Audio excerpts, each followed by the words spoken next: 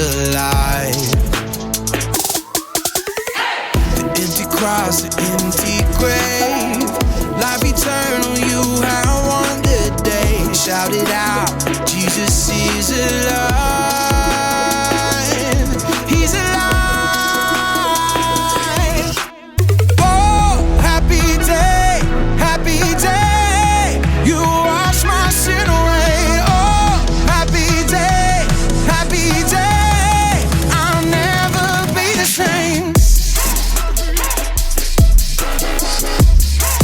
Forever I'm changed. I'll never be the same. When I stand in that place, realize meeting face to face, I am yours, Jesus, you are mine. In this joy, perfect peace, earthly pain finally will cease. Celebrate, Jesus is alive. He's alive. Oh, happy day, you wash my sin away. Oh, happy day, I'll never be the same. Forever I'm changed. I'll never be the same. Oh, what a glorious day, what a glorious way. You have saved me, and oh, what a glorious day, what a glorious name. Oh, happy day, you wash my sin away. Oh, happy day, I'll never be the same. Forever I'm changed. I'll never be the same.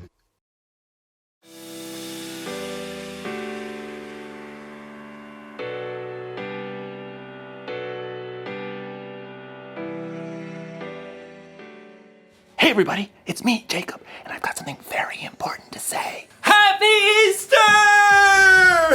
Get it! Easter is one of my favorite days of the year because one, jelly beans. And most importantly, God pulled off the biggest miracle in history, and he showed the world how to make peace. Peace is proving you care more about each other than winning an argument. And on Easter, we celebrate how God made peace with us. They should call it Peaster. Or maybe not. Anyway, you're probably thinking, why would God need to make peace with me? I mean, we're not in an argument. Well, that's a long story. A really long story. To answer that, you have to go all the way back to the beginning. It's like this. People, you get it? People, beep, beep, beep, beep, beep, beep, beep, beep. People were really close to God. And then something happened, something bad. And it separated God from the people. God's friendship with us was broken, and something had to be done. But don't worry, God had a plan, and you'll find out all about God's plan in today's story, the greatest story ever told. The story of Easter! Woo! Yeah, Easter! Yeah, Easter! Jelly beans! God's plan! Okay, one more jelly bean. I gotta save these for later. One more. That one was popcorn flavored. The Bible. It's 66 books of history, stories, letters, and poetry that fit together to form God's one big story. The epic adventure of how He created us and loves us so much that He made a way to rescue us. As we travel through the Bible, from Genesis to Revelation, we discover people who met God and found their lives changed forever. Now, for an amazing story. Inspired by the entire Bible. In the beginning, God created a magnificent paradise, and everything in it was good. He created water and land and plants and trees and birds and fish and animals. And then, from the very dust of the earth, God created a man called Adam. He created a woman called Eve. They were the first two people on earth, made in God's image, living peacefully in paradise. Adam and Eve were friends with God, but then they made a terrible choice. God had given Adam and Eve one rule. You must not eat the fruit from the tree of the knowledge of good and evil. If you do, you will certainly die. But the temptation was too great for Adam and Eve. They broke God's rule, and what was once a paradise became a broken world. People started telling lies. It was the woman you put here with me. She made me eat it. Brother fought against brother. No! Selfishness spread through generations. When there had been peace in the garden, now there was pain and sin and death separating people from their Creator. But God had a plan to make peace once again with the people He loved so much. Hundreds of years after Adam and Eve broke His rule, God chose a man named Abraham and said, All nations on earth will be blessed because of you. Look up at the sky. Count the stars if you can. That's how many children will be born into your family. So Abraham had a son, Isaac, and Isaac grew up to have two sons of his own, Jacob and Esau. And those two sons had children of their own. Jacob, who God renamed Israel, he himself had 12 sons. So God had given Abraham a huge family just like He promised. But God's people, the Israelites, were still lost and broken, separated from Him. They still did not have peace. They didn't have peace when God rescued them from slavery in Egypt, when God led them through the Red Sea to escape their enemies. Okay, great. But what are we supposed to eat out here in the desert? Sand? The nation of Israel didn't have peace when God gave them a new law. These commandments are hard. We want a king like all the other nations. They didn't even get peace when God gave them a king. The king's laws are no fair. We want a new God, like all the other nations.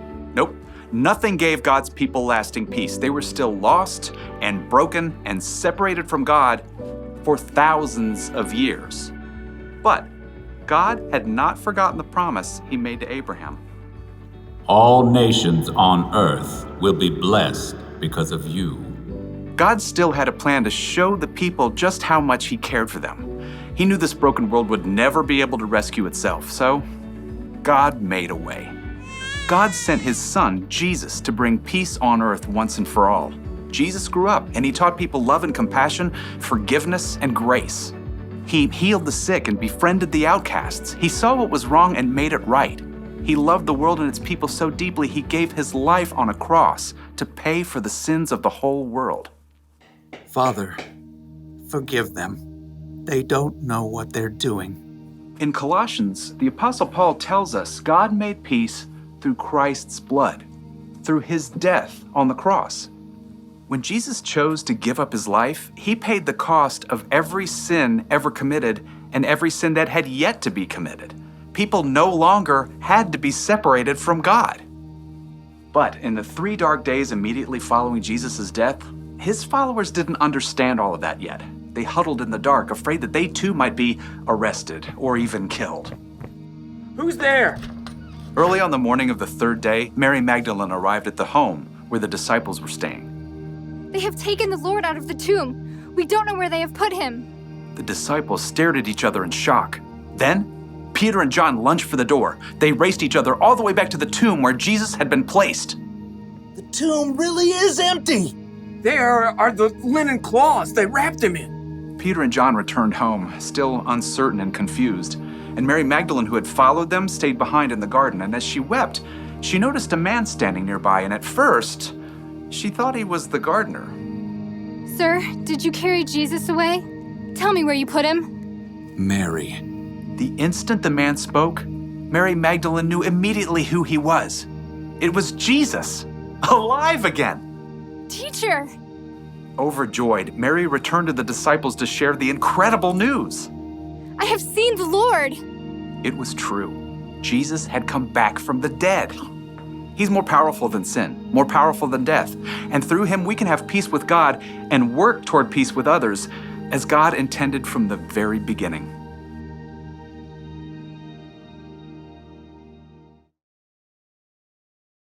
So it's like this. All of history, every moment of God's story led up to the life, death, and resurrection of God's Son, Jesus. Sin separated people from God. That was a problem that we couldn't fix. So God sent his Son, Jesus. And after Jesus' death, he beat sin.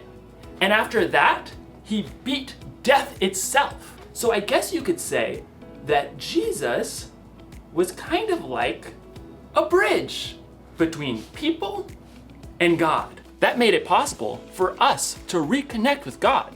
The Apostle Paul once wrote, "God was pleased to bring all things back to himself.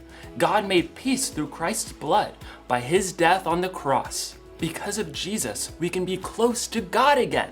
We're at peace. Jesus is alive, and he's made a bridge that will last forever." So, here's the one thing to remember today. God made peace with us.